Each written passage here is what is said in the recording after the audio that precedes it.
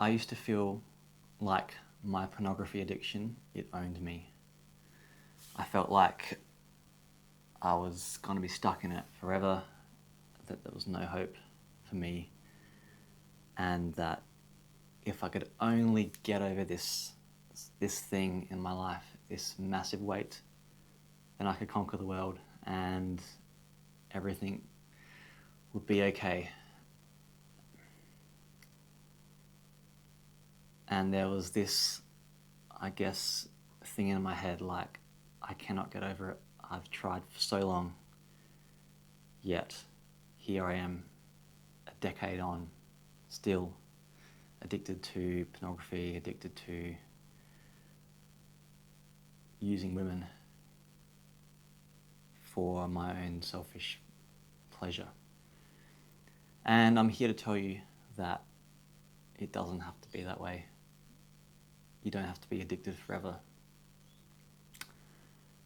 There is one, I guess, strategy, one method, a common way of dealing with pornography addiction out there, which I feel like has quite a major damage, has major impact. It can damage the healing journey without trying to. And that is telling you that you will always be an addict. If you're not actively addicted, you'll just be in remission and having to maintain this sort of somewhat quasi-freedom. And it wasn't until I attended a couple of these sessions and it just felt uncomfortable. There was someone there who introduced themselves and said, "Hi, my name's such and such, and I am an addict." And they go on to tell their story, and it turns out that they haven't been addicted, I'll say, because they haven't been actively pursuing pornography in 12 years, and yet they said that they're an addict. And it just hit me really weirdly, and I felt uncomfortable, and I felt it's like something's not quite right here.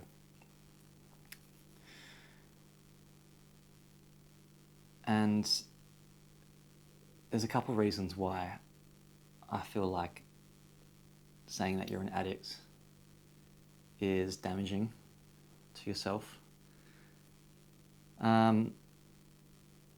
Firstly, there is benefit in admitting that you are stuck in a particular behavior that you don't want to continue in.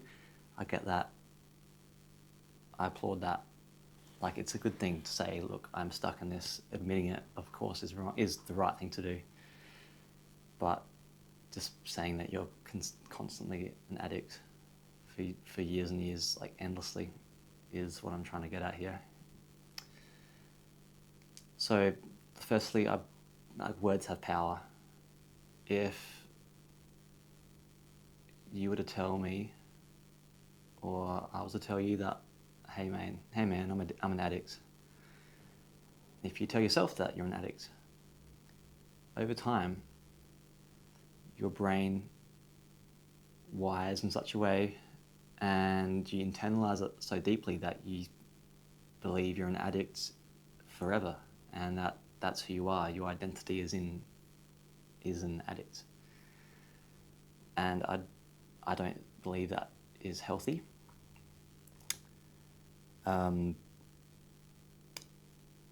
You might say, look, we've always got the potential to go back, I suppose. We could always, it's only a click away or a tap on your phone away, really. I could go and watch porn within a minute, at least. I can watch porn so quickly, so easily these days with the technology we have. So like I'm only, a minute or less away from watching it. True, it's true, and I have the potential to go back and watch it. I have been a porn addict in the past, and I could watch it again. But that doesn't necessarily mean that I'm still addicted to it. Like, yeah, if I've been addicted in the past, it doesn't necessarily mean that I am now. Like, we have the potential to be addicted to other things too, like to drugs, for example. And I could go and smoke weed and become addicted to that, but I'm not. I haven't smoked that, I haven't done that, and I'm not addicted to it. Does that mean simply because I could, does that mean I am an addict? Of course not. Like, I think it's the fact that porn has been designed in such a way to have the potential to affect us. And it's the way it's been designed, it manipulates us. And just believing that, like, you could potentially go back to it, you have the potential to go back to it, and then therefore just slapping like an addict label on, I don't think that's very helpful. Next point I want to bring across is that it reinforces shame if you continuously say that you're an addict. Shame, for me especially, was a big thing that kept me stuck in it. I had a lot of self-hatred, self-disgust. I hated what I was doing, even though I didn't want to be there and doing it. I hated myself for it, and that just resulted in more porn use. So saying that you're an addict, continuing to say that you're an addict, over time, it just reinforces this internal belief that there's something wrong with you or that you're broken. And I don't think that's healthy. My third point, sorry, excuse me, I'm just looking at my notes, is that saying that you always will be an addict, it focuses on maintenance and not healing. When you focus on maintenance, you're just making sure that you keep plodding along and that you're okay and that you're not doing it, but it doesn't get to the root issue. And there's part of recovery, the industry of recovery, that if the industry could keep you stuck believing that you're an addict, it's a way to keep making money, keep having people come back instead of giving them actual freedom so that they can carry on with their life and not keep having to fork out money and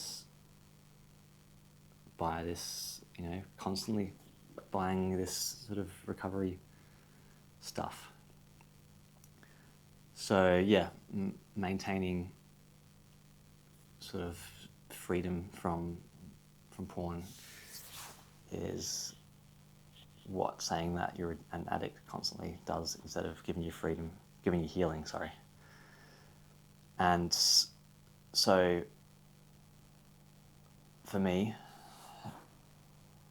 and the way that I believe freedom is possible and true healing is possible, is just acknowledging that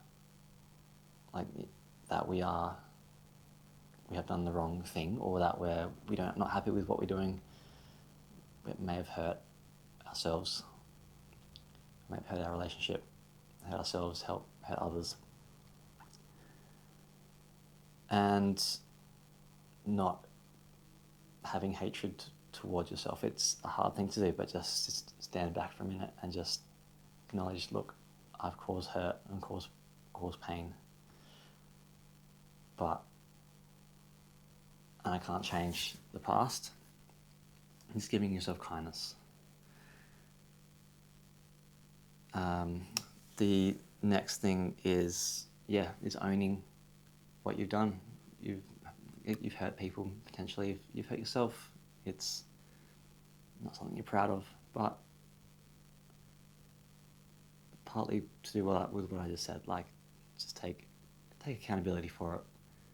You've watched this stuff. It's not something you're proud of, but it's something that you've done, and that's okay.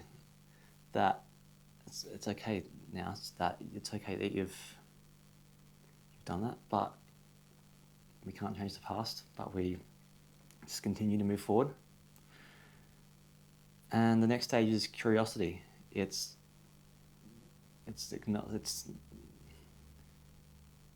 when you think about what drives you to porn, instead of feel shame over it, think, okay, I see it from a fascinating standpoint. Like, what is it that makes me go there? What feelings do I have beforehand that makes it like a big drag, a big pull towards it?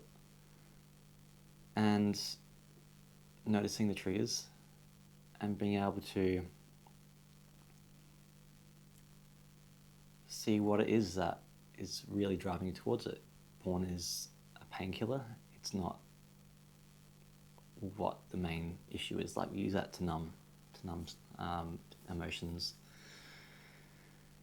And then the next thing is to be able to get to the root issue and work out what the real problem is. Be kind to yourself and just work through that. What is it you're trying to avoid and numb? And by doing that, you can get to the root issue and not just maintain this and fight through this addiction, because willpower never works. It might work for a period of time, but it won't work for the long term. So yeah, I hope this has had some value. You've had some value in this, and hope it was clear and I've made some sense. But if nothing else, I just want you to know that you're not stuck in this forever. You don't need to be.